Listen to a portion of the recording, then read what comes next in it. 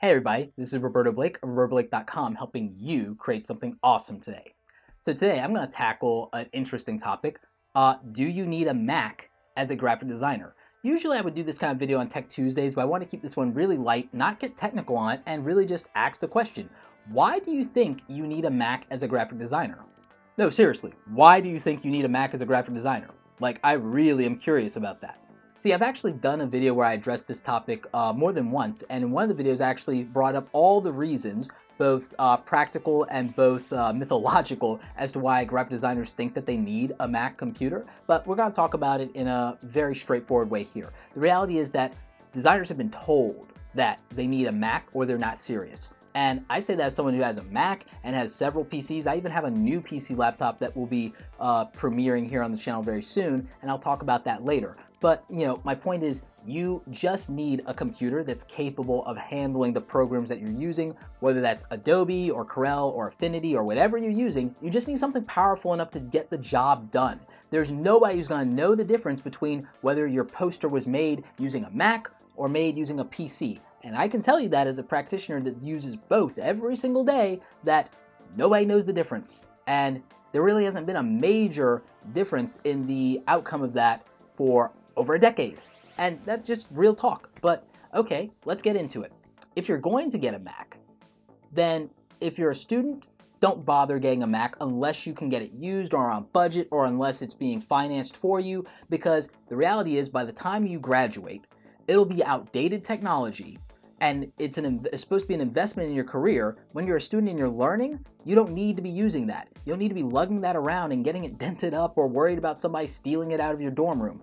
Do that after you graduate, or even better, in my opinion, do it after you're making money that justifies that expense and justifies you having it. If you don't have clients that are paying you enough for you to be able to afford a Mac in like 3 or 4 gigs, then you don't need a Mac, because it's not an investment at that point. It's then a luxury.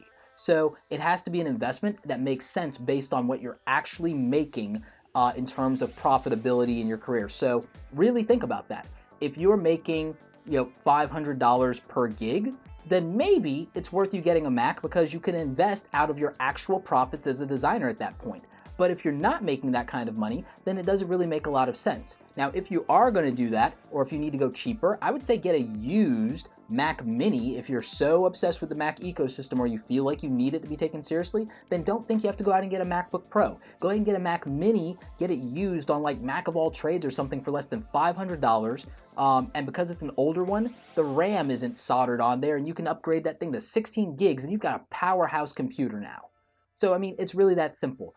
Get the tool that you can afford. Do not worry about the optics. It doesn't really matter. Now, if there's a place that is only hiring people that, know Macs, then great. You're usually learning on a Mac in school anyway, and if you need one, again, I just told you how to get a Mac for less than $500. I'll probably do a dedicated video about that.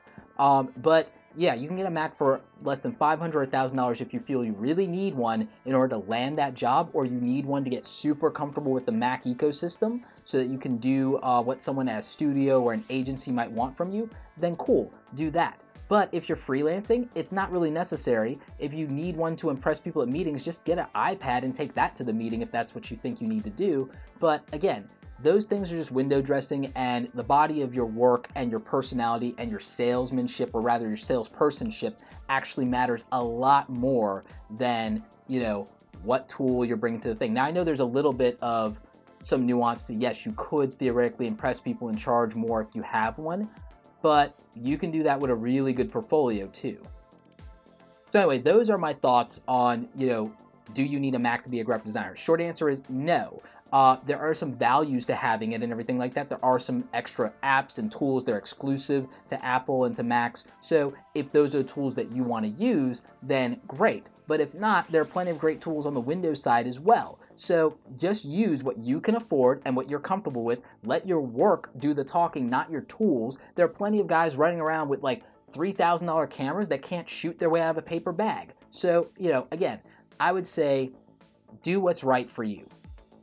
Anyway, if you have questions, leave those in the comment section, and I also have some links. I have some recommendations for computers and laptops, whether they're Mac or PC, that might be able to help you as a graphic designer if you're still trying to figure out what to buy, and I'll have future videos that will cover that as well. Anyway, like this video if you like it. Don't forget to subscribe. Check out the other awesome content on the channel. As always, you guys, thanks so very much for watching, and don't forget, create something awesome today, whether it's on a Mac or a PC.